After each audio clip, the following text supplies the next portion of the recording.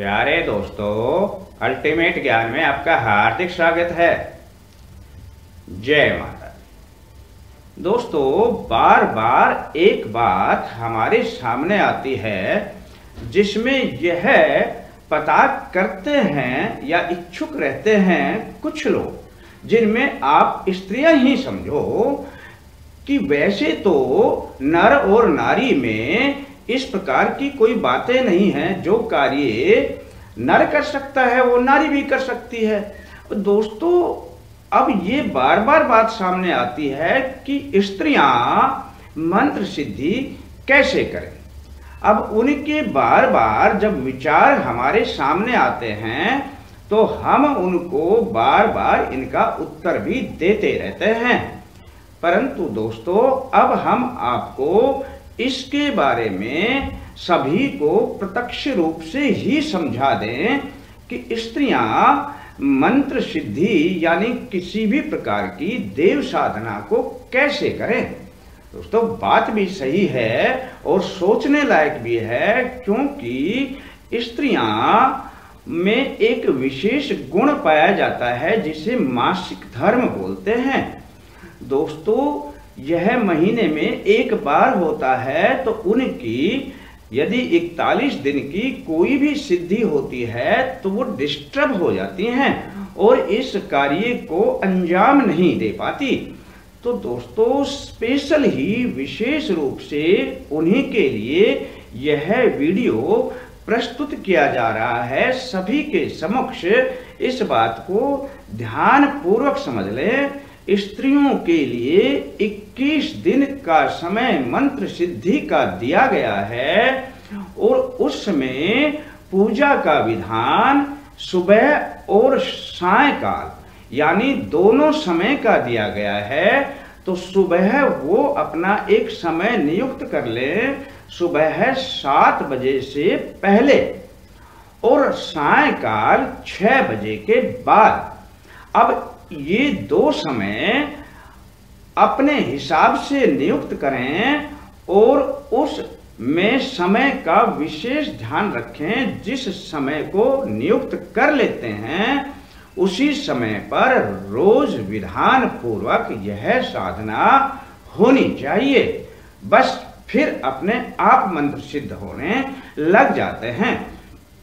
दोस्तों, बात आती है कि स्त्रियां हनुमान जी की उपासना साधना कैसे करें।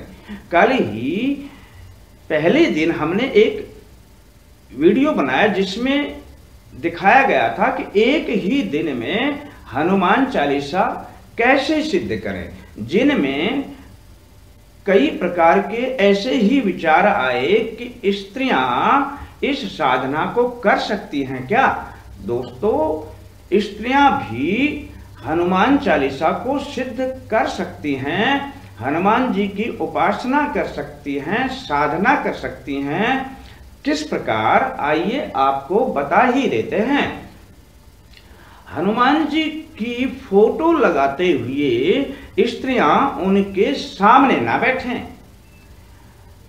यदि हनुमान जी की फोटो पूर्व में स्थापित है और उसका मुख पश्चिम की ओर है, तब वो अपने आसन को इस प्रकार लगाएं स्त्रियां कि उनका मुख उत्तर की ओर हो। उनका मुख उत्तर की ओर हो तो उन्हें किसी भी प्रकार की कोई भी निषेधात्मक बातें प्रतीत नहीं होंगी और जो निषेध दिखाया गया है हनुमान जी की पूजा के लिए वो उनसे बच सकती हैं। अब हनुमान जी की उपासना के लिए हनुमान जी को तिलक ना चढ़ाएं। कुमकुम या रोली से कनिष्ठिका उंगली के साथ वाली अनामिका उंगली से थोड़ा तिलक लेकर, कुमकुम लेकर, गंध लेकर उनके चरणों में दूर से ही छींटे लगाएं और चावल को समर्पित करें। शेष विधि उसी प्रकार से है जिस प्रकार की दिखाई जाती है।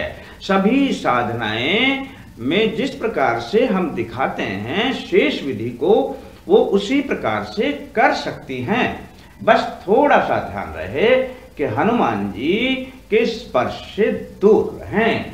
बस दोस्तों, इस प्रकार से उनकी सिद्धियां भी हो जाती हैं और कार्य भी पूरे हो जाते हैं। हर प्रकार के उनके कार्य बनने प्रारंभ हो जाते हैं। तो दोस्तों, कैसा लगता है आपको अपना यह प्रोग्राम? यदि आपको पसंद आता है तो इसे सब्सक्राइब करना ना भूलें। तो फिर मिलेंगे दोस्तों अगले अंक के साथ। तब तक के लिए धन्यवाद।